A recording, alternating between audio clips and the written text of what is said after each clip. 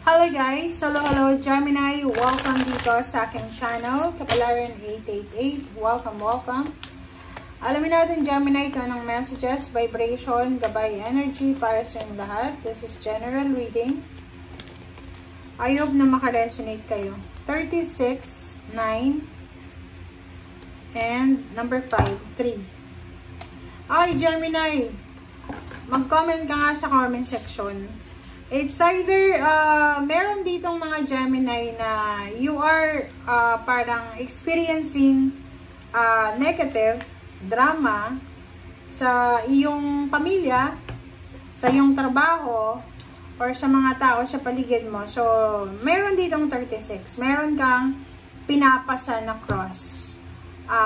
It's either breadwinner ka, it's either boss or supervisor ka, it's either nasa contractual ka na trabaho na iniisip mo malapit ng matapos yung kontrata mo. Hindi mo alam kung ano yung susunod. So, dito sa barahang to, medyo nag-aalala ka eh. Medyo nagpapanik ka dito kung ano yung mangyayari sa pamilya mo, kung ano yung mangyayari sa career mo, kung ano yung mangyayari sa mga susunod. Sinasabi ng barasi, huwag kang masyadong magpanik. Okay? Iwasan nating magpanik kasi hindi yan maganda. Okay, tingnan natin dito.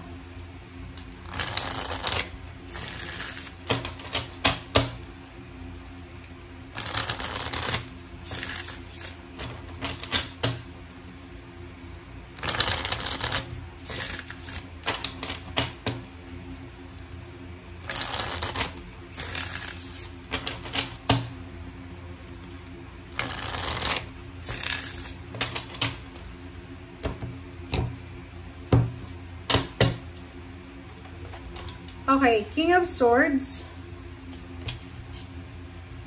the Magician, Knight of Cups, Seven of Cups, Gemini, Six of Coins.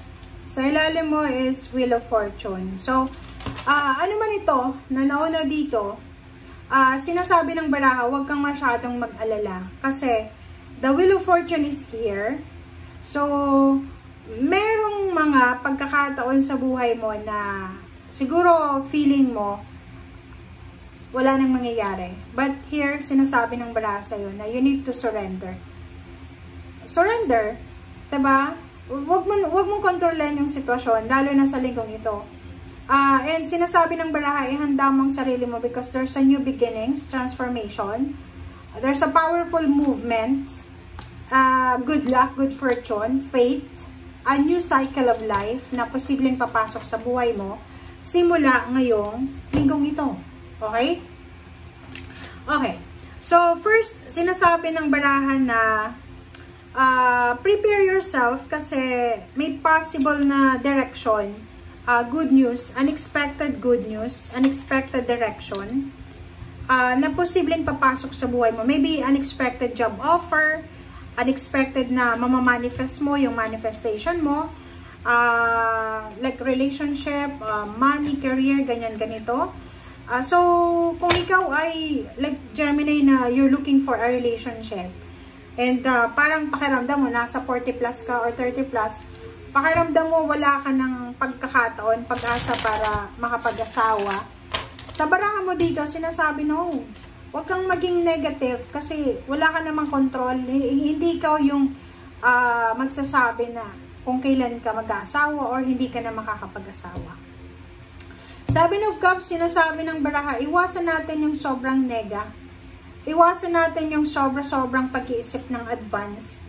Iwasan natin yung tamang hinala. Iwasan natin yung yung like unang tingin pa lang natin, parang alam mo na. Kasi wala tayong alam. Hindi tayo pwedeng mag-judge through the appearance ng isang tao or sa position niya. So, yung last card mo dito, sinasabi ng barahan na Six of Coins.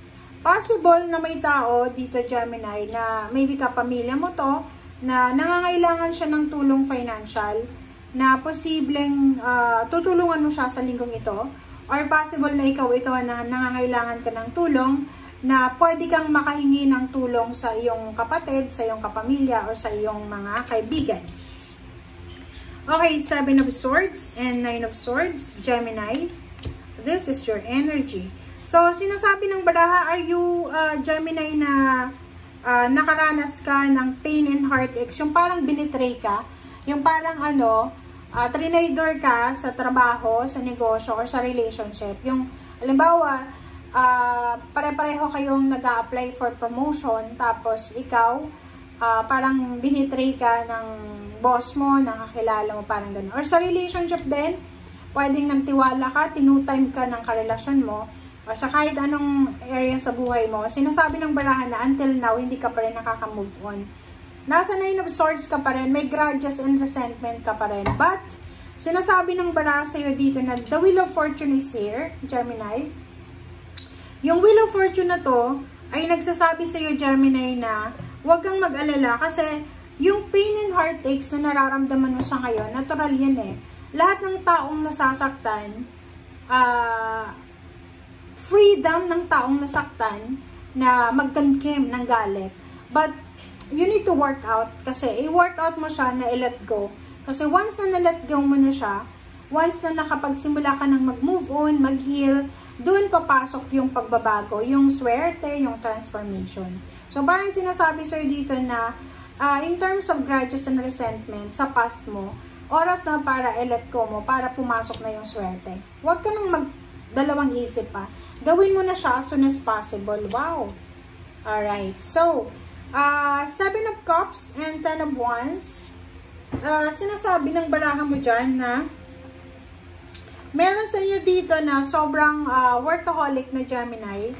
Workaholic Gemini, pwedeng outstanding. Outstanding Gemini sa loob ng trabaho, sa loob ng negosyo, sa pamilya, as breadwinner, or anak, or magulang. Sobrang outstanding ka. Ikaw yung parang lahat ng obligations inaako mo. Akin na, ako na yung gagawa niyan.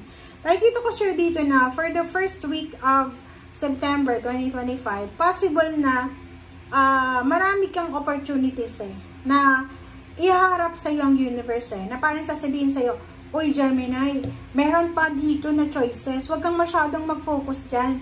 Yung halimbawa na negosyo, sobrang palugi na yung negosyo mo, pero kinikip mo pa talaga So, the universe will give you several options and choices. Ito, yung mga pwede mong pasukin, ganyan, ganito. Ito yung mga pwede mong simulan, ganyan, ganito. So, the Wheel of Fortune is here. Sinasabi ng Wheel of Fortune na may changes, may transformation, may new beginnings. Mayroong parang sinasabi dito na twist of events na posibleng darating sa'yo, na papabor sa'yo. Okay? Thank you guys. Bye!